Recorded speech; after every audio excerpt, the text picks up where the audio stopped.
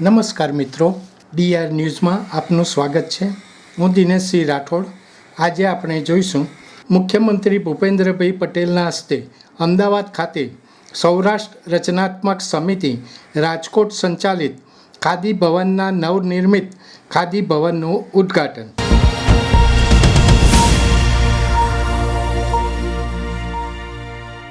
Ahmedabad income tax 4 રસ્તા પાસે આવેલા સૌરાષ્ટ્ર રચનાત્મક સમિતિ રાજકોટ સંચાલિત ખાદી ભવનના નવનિર્મિત ભવનનું ઉદ્ઘાટન મુખ્યમંત્રી ભૂપેન્દ્રભાઈ પટેલ દ્વારા કરવામાં આવ્યું હતું.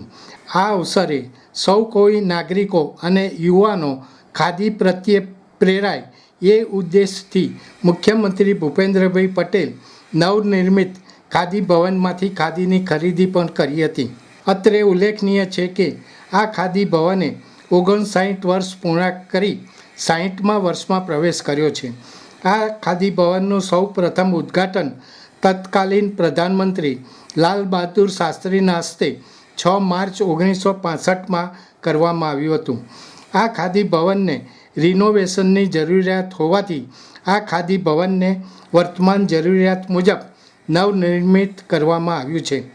આ ઉદ્ઘાટન પ્રસંગે અમદાવાદના મેયર સુશ્રી પ્રતિભાબેન જૈન, એલિસ બ્રિજના ધારાસભ્ય અમિતભાઈ શાહ તેમજ સૌરાષ્ટ્ર રચનાત્મક સમિતિ રાજકોટના મંત્રી પરાગ ત્રિવેદી, પ્રમુખ હિંમતભાઈ ગોડા, ઉપપ્રમુખ વલ્લભભાઈ લખાણી ઉપસ્થિત રહ્યા હતા.